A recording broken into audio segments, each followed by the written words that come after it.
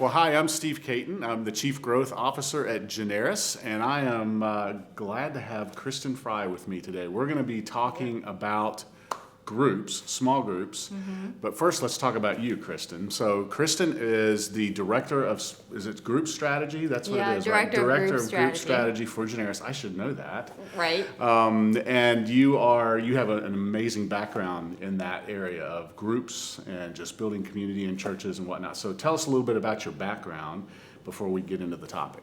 So really, for the last 20 years, I've gotten a chance to work in churches of all sizes and help them to define what their group strategy is, help them to build a model around their strategy, help them to put the right players into place to make sure that they're really meeting the goals that they set out in terms of small groups in their church. And so I've done that on the West Coast, the East Coast, and some of the states in between. So that's really what I've been doing for the past 20 years. That's awesome. Well, groups is near and dear to my heart.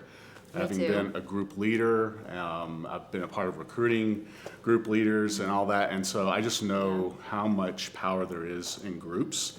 And you wrote an amazing book on it, which we released in December, I think it was. Yeah, called How to Recruit the Right Type of Small Group Leaders. And even just piggybacking off of what you just said, I became a Christian through small groups. In college when I was 18 years old. So I really understand personally the power of small groups in people's lives and how you put the right people in the right groups with the right leaders, and life change really can happen. Well, and we were talking about my personal testimony, and I shared with you that when I became a Christ follower, I was 31. That's right. So I was a little older than the typical guy that does that, but I got into a small group right after that decision, and I absolutely know that that was a critical thing for me as a new believer to be in community with others who were helping me do that, helping me do that walk and answer all the questions that I had. So I think that's why groups has been so near and dear to my heart, because it's a huge part of my testimony. I feel like if I didn't have that connection, then who knows what would have happened, but I feel like I could have gone a totally different direction.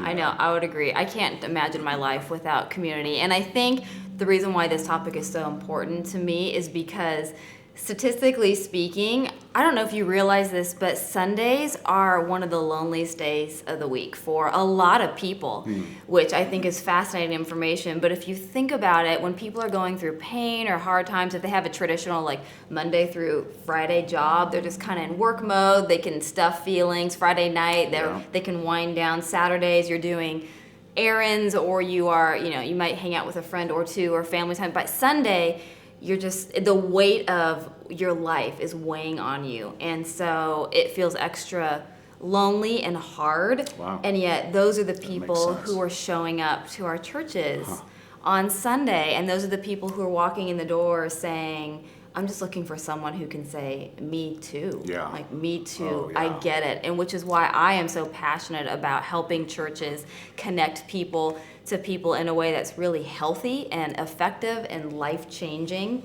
Because, we have a bunch of people who will show up on Sundays, and if we don't have a way to connect them, then they just remain disconnected. And they'll either walk out the back door, or they just sit there on Sunday and they're a consumer from your mission. Oh, yeah, absolutely. But when we connect people, what we're doing is we're moving them from disconnection to connection. They're sitting in a circle Monday through Saturday, and now they're becoming this contributor to your mission, and they're contributing to their relationship with Jesus and to other people's lives and other people's relationships with Jesus and to your church and their community, and really they're contributing to kingdom living. And that honestly is the ultimate goal when we think about moving people from consumers on a Sunday to contributors Monday through Saturday. Okay, so you got ahead of me, but that's okay. Yep.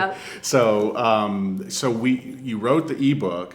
The ebook is specifically about leaders and the importance of leaders. Yes. Okay, and so I actually wanted to abstract up a little bit, which you've just done. Okay. But let's kind of go back there again and answer the question for me: why do groups matter to a church? In the church context, why should I care about it? If I'm a pastor, if I'm the small groups pastor or the senior pastor, why should I be so invested in groups? I think one of the reasons you should be so invested in groups is because that's how you close the back door of your church. when people are connected to other people, what happens, they feel this sense of ownership and they are owning each other's lives. They're the pastors in your church. We think it's us all the time, but it's not. Your small group leader and your small group members are pastors for each other. They're the ones who know when hard things happen. They're the ones who know when someone has a job promotion or when there's a new baby or there's the loss of a baby. Those are the ones who can do life with other people. And as pastors and church staff, we don't know those stories and we don't know what's happening. And when people show up and they don't have anyone who knows their story, they will walk out the back door of your church just as easily as they walked in the front door that first time. Yeah, absolutely true. And I think that my experience, so I'm just speaking from my own context, but it feels like groups many times in a church context is something that churches feel like, hey, we're doing this for our people because we want them to be connected, and that's great, but they miss what you talked about, which I thought was really powerful, this move of consumer to contributor, right? When we're in rows, we are consumers. When we move into circles, we become contributors, more likely, right, to become contributors. And contributors are the people who are doing all the really cool things that we want to happen in the church, right? Contributors are giving. They're contributors are inviting. Contributors are leading, and they're serving. And sometimes all of the above, right? So I think that piece is, I would love to hear you speak to that, because I feel like maybe that the power of that is not recognized at a system level, strategy level for the local church always. Yeah, when churches are running small group models that are healthy and effective, what they're doing is they're teaching the people in their church how to really be a part of kingdom living and how to live like Jesus lived. How do you love your neighbors? How do you love people who don't believe the same things as you? How do you give your life away? How do you give financially as an act of generosity and obedience and trusting God? And so it's in small groups when those things happen. And oftentimes I think senior leaders, they'll teach on a Sunday morning and they'll think, I'll just teach all those things and they'll get it.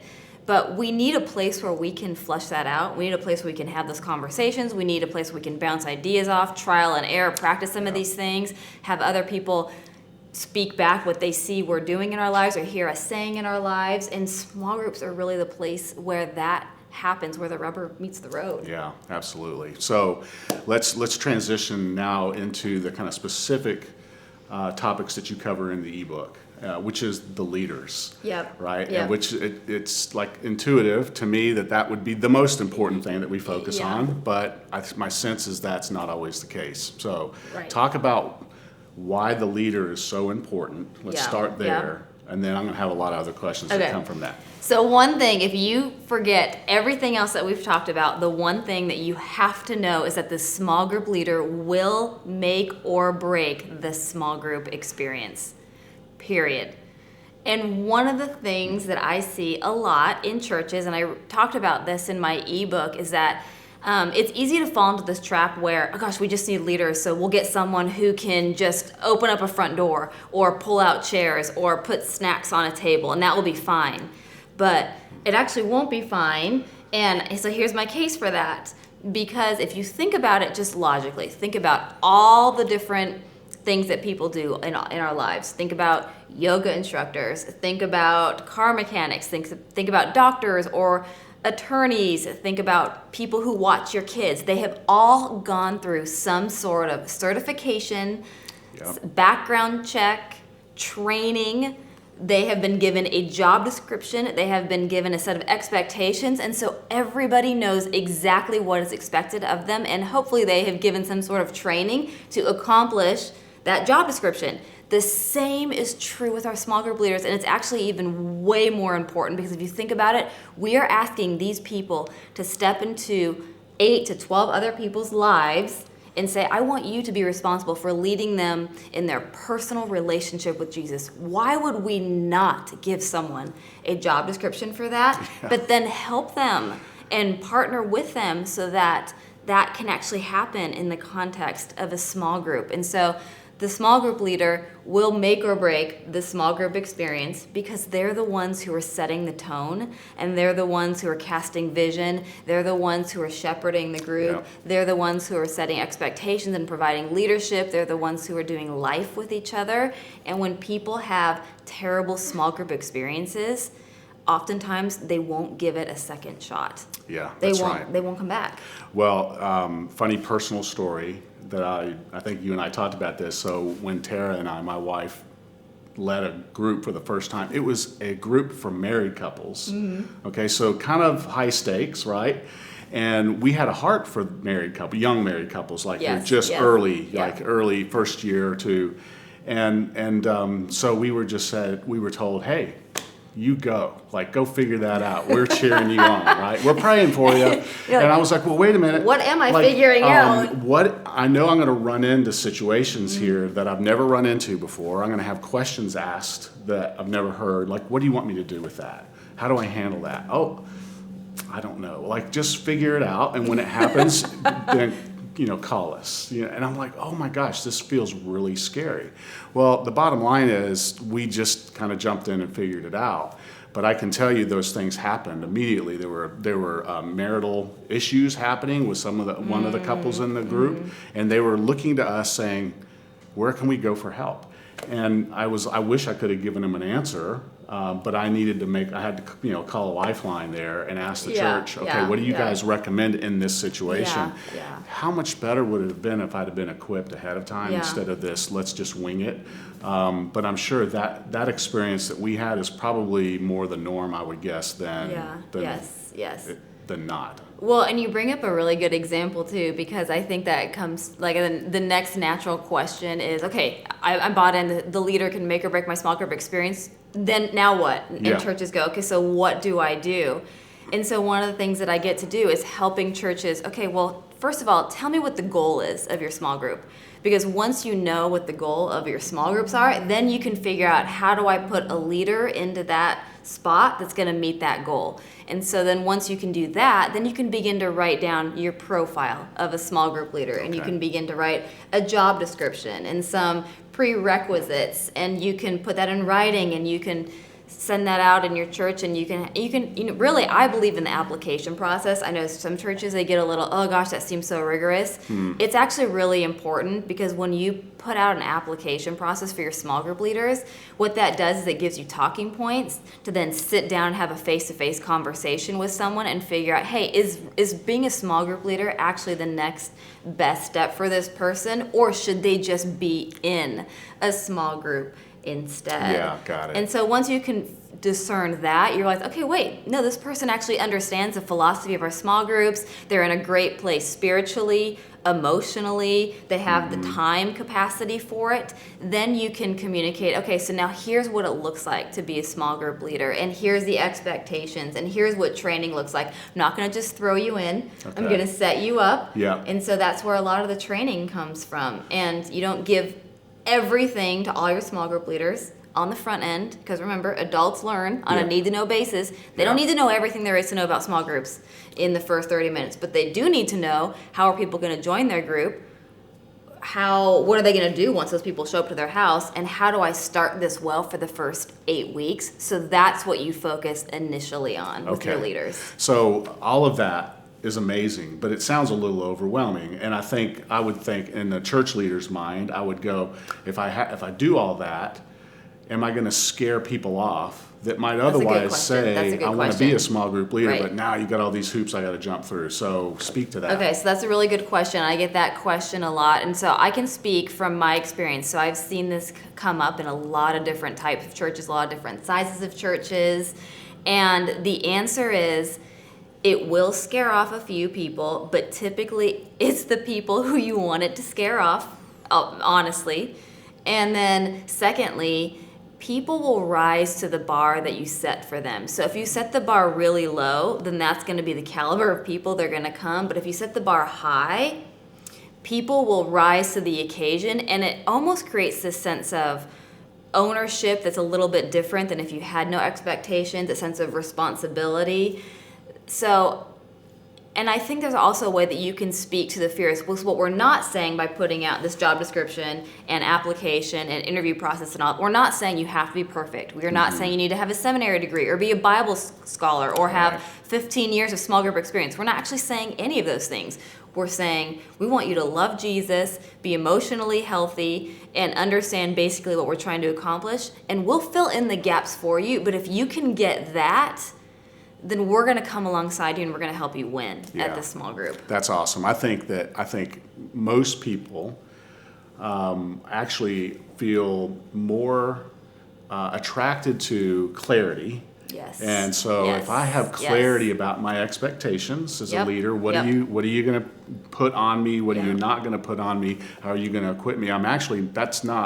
That doesn't feel onerous at all to me. It actually feels really good. Like I feel it increases my confidence and my ability to actually be an effective group leader, right? Right, yeah. Which is what I want to do if I'm signing up for it. So, so what about curriculum? How important is curriculum and content and that kind of stuff in the context? Also, the $1 million question. Yeah. I do lean towards curriculum is not really that important.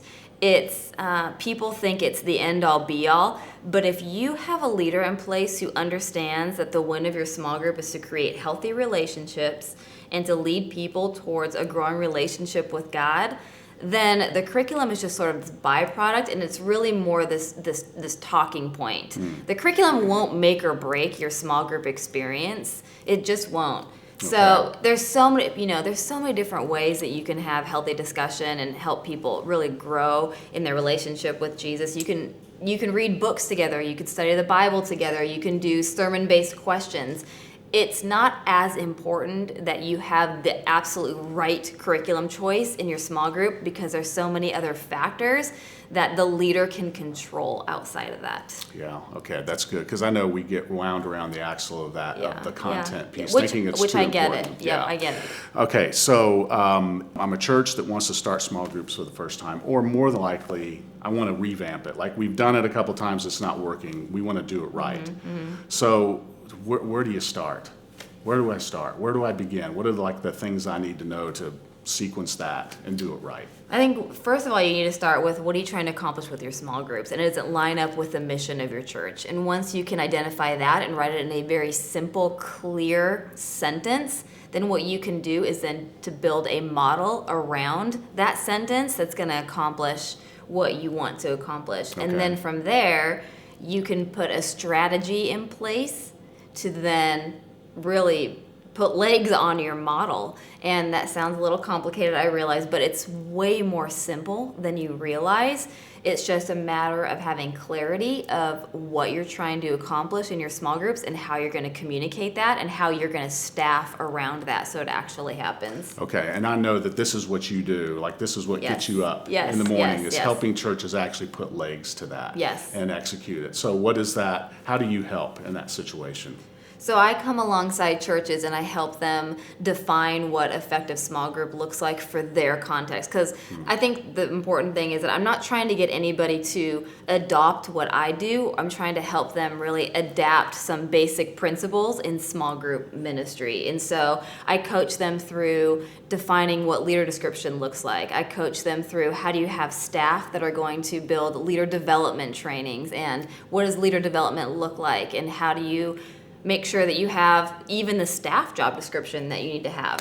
What does groups branding look like in your church, and do people have the impression of groups in your church that you want them to have? And if not, how do we realign that? And so really the brand of groups is a good one in your small group. And so walking through some of the steps to make sure that's happening as well. Yeah, that's so critical. And I think that the one thing I would say is this, Kristin, is that whatever the investment is, I think that sometimes there's not the money available to invest in something like this as there would be in some other things, like the worship team or our generosity consulting, whatever it is, right?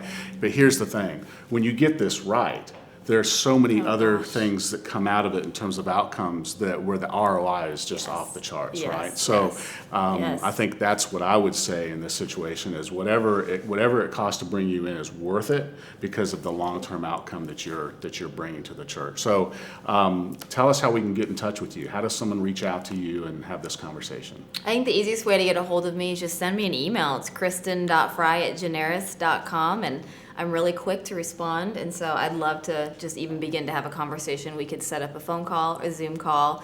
And you're on social media too, right? I am on social media. You Okay. can find me on LinkedIn, Facebook, Twitter, Instagram. I mean, you can find me on all the social media channels. And you interact with people there too. Yeah, so if I do. someone And wants to people come- send me messages on that also, and I'm really quick to respond. Awesome. Well, thanks for taking time to talk about it. We'll have more in terms of how to get in touch with you in the body of the video and the email.